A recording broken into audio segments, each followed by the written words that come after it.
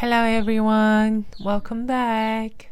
Sun is shining today. It's a beautiful day here in New Zealand. Now it's a good time to gather your materials if you want to pause this video to grab whatever you want to work on today.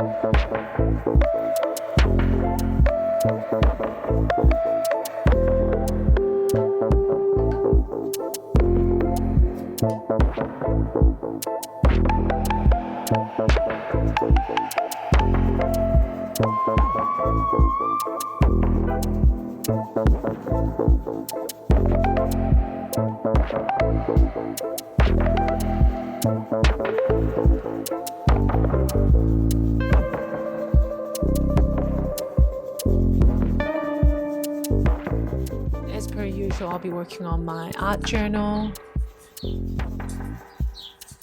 I'm feeling a bit drawn to this pattern, so I'm just gonna be using some of my paint. Yeah, you've been taking care of yourself and that you have managed to do some creative work here and there. I hold ecstatic dance events in Tamaki Makaurau, Auckland in New Zealand, and I'm about to ramp up a bit and we'll be holding weekly dances. I started from once a month and then twice a month, and then now it's going to be weekly, so I'm quite excited for that. If you ever are interested in dancing without substance to a DJ set, so awesome music, look into ecstatic dance events near where you are. It's such a beautiful way to just release and integrate and just be very vulnerable. And from that, I find empowerment actually by me standing up for myself and being like, okay, I'm going to express myself to the rhythm, and I'm going to express it the way, however the F I want to move, is super liberating. And it's just one of the best ways, in my opinion, to really break that mold that we often put ourselves in. It's a real, of course, it makes you feel very vulnerable, but it totally feels fine actually, because you're in this safe container with other people. It's really all about expressing yourself however you want. And that just gives you so much freedom. And I've actually found huge improvements in my mood and just the way of my being through attending regular dances. I would really recommend you to join. My journey with ecstatic dance is that I got introduced to it from my husband, who has been actually introduced to ecstatic dance in California when he spent a bit of time there. And yeah, we were living in Berlin at the time, and he wanted me to just join him. And I thought, yeah, why not? That sounds great. So I joined him, and from there, the rest is history. It's been, from the get-go, I've been super connected to it. I just dance my ass off and release everything. It's so liberating for me. I truly feel the ultimate freedom, especially when it's in the peak part of the sound journey. I just feel so ecstatic, jumping around, dancing with everybody, super joyful. It just feels like how I was when I was a child. It just going back to that feeling of not caring, not just really focus on how you're feeling and expressing. But yeah, that's been so wonderful. And dancing is such a beautiful way to not only, of course, keeping your body fit, but at the same time, it's scientifically proven to bring so much benefits for mental health. So it's really physical health, mental health, spiritual health. I feel like all of those three things can be really nourished during that dance. It's like loving three birds at once, 2 hours a week, just taking care of yourself in that way. Through the movement, I am now connected to my body even more. And I realized that our bodies are actually very intelligent. We live in a society where brain or our critical mind or like rational mind is put on a pedestal. That's like the only important thing. But I do think that we forget the amount of intelligence that is stored in our bodies. The heart space, the gut space, all the organs have different kind of emotions that we hold on to. All of these things can be explored more. Why would we only use like 10% of our whole body to just navigate this world? This just does not make sense at all. Why wouldn't we use all of our being, all of the energy chakras and chakras that are stored in our body, instead of only using, for example, the head area? So there has definitely been a huge theme for me to be really using my body to even learn, to absorb information. I am quite often, when I am reading or absorbing information through watching YouTube or talking to people, I try to really be that or communicate through my body or be present with my body.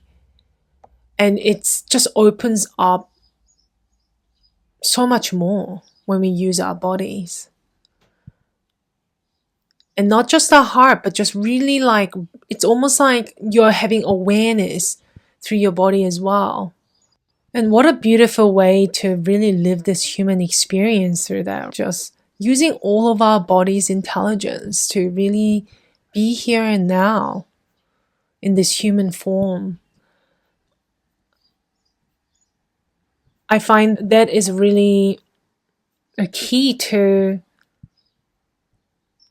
living this human experience. I'm curious what your experience has been with your body. So if you want to leave a comment, would really love to hear about your own experience. And I find that also art making for me with visual things for me is also using my whole body, right? Like I'm now focused on how I feel in my wrist or in my hand, really trying to focus on that. And also I actually, whenever I do my art making, I consciously put my awareness into my body, like where I'm sitting or the feet on the ground, how my hand is feeling, to really be anchored in this here and now through my body. Like literally, body is the most amazing thing. My friend asked me, why the body? Why the breath? Instead of just using our cognitive intelligence. I explained that our bodies are anchored in the present moment. It cannot, by nature, we cannot travel to the future or the past with our bodies. It's here and now. It's not going anywhere. It's moving with the time that is bounding us here and now. And what a beautiful way to use our body, our senses, our breath to stay in the present moment. It's one of the best tools. I have experienced it myself. I've been very head-heavy person for a very long time. I have also ADHD, which does not help. It's just the mind is super busy when you have this type of brain. On top of that, I did not have the tools to help me to be here and now. And I remember my head just spinning like crazy at times, and I just did not know what to do. I felt so helpless. And at one point, I had a burnout when I was living in Macau. I grabbed the first person that I saw that seemed so grounded and present and at ease. I was like, what are you doing that is making you feel so calm? From there, I pretty much went on this Vipassana journey. Yeah, I've experienced this 10-day silent meditation, and it has changed the way I have been thinking, or I have been using my mind or brain. The untrained mind can be such a dangerous thing, and mind is so powerful that we can literally manifest and create our own reality. The flip side of it is that it can be as dangerous. It has the potential to also destroy a person's life. And I have really experienced that to a point where I could not handle my mind anymore. So from the Vipassana practice, I managed to really quieten the mind and have a bit more perspective and detach myself from the thoughts. I didn't identify with my thoughts anymore. I didn't become my thoughts. I actually started having more discernment with my mind, the mind chatter.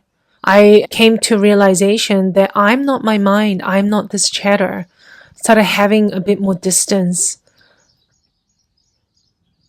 It wasn't I am thinking negatively. It was more like I am experiencing the negative thoughts, if it makes sense. It just was a slight shift, but very important shift. You stop identifying yourself with your thoughts. Yeah, so this shift was huge for me because I started having more distance and I could somehow try to navigate these thoughts, and I knew that I didn't have to trust them, because whenever you are very stuck in the mind, it seems like you have to trust this critical voice inside of your head. But I started having more questions. I started questioning what it was, and I started giving a lot more love. The more I learned about the mind, the chatter, the critical voice, I could somehow embrace it more because I knew what it tends to do, what it was doing. The mind, or my ego, the mind, you could also call it ego, was basically protecting me from danger. It was just making sure that I could survive in this world. And it has a very good purpose to do that. Its own purpose is to make sure that I survive. And how wonderful is that? I understand that it's trying to help me and say thank you. I usually say thank you, and you have the right to give this opinion, and I take it. And thank you for shining your light on this matter. I choose to think more positively. It's a choice, and you can only have the choice when you have the perspective. And through the practice, I gained the perspective. And I truly believe art making also you can experience this. So while you're making your art, if you are feeling negative in your mind, if your negative chatter is being loud, let it be loud and have a bit of distance. That's not you. That's not you speaking. It's your ego, it's your mind speaking to make sure that you survive in this world. Maybe there's a lot of shame involved with art making. Maybe you think that it's not productive, it's waste of time, it's waste of energy. Whatever conditioning that we have around art making will come up. And the best way for me is observe those thoughts. Keep observing and let it go. Keep observing and just reassure that voice, oh, I'm just having a little fun here. And it is a small notebook that doesn't cost much. This is not an activity that costs a lot of money. And that is okay that I explore this in this space, in this safe space. So I just keep reminding myself, and then just mention thank you for your concern, and I just brush it off. And some new thoughts will come up, and I'll tend to those. And just try to stay in the present moment as much as possible, using your bodily senses of you feeling your bum on the chair or the crayon in your hands, or anchoring also with your breath if that helps. Just stay present, keep working on it, keep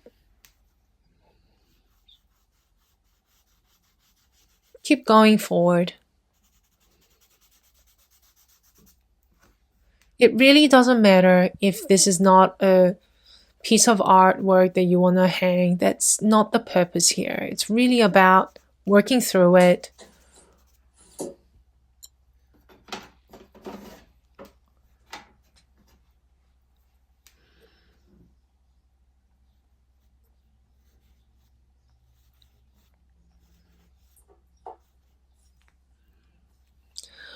Apparently, I've been reading Brené Brown's Daring Greatly book, and there are a few different shame buckets that we experience in our lifetime, and one of it is creativity.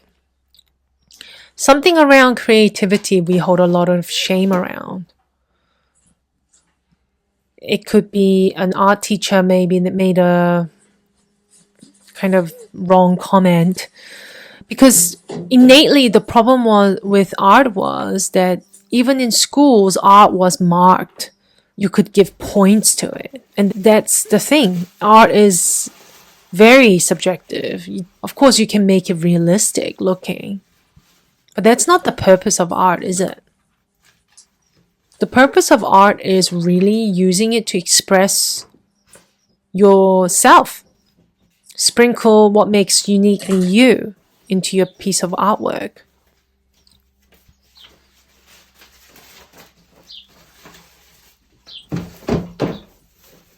It's so beautiful that you're here in this space right now, working on your work.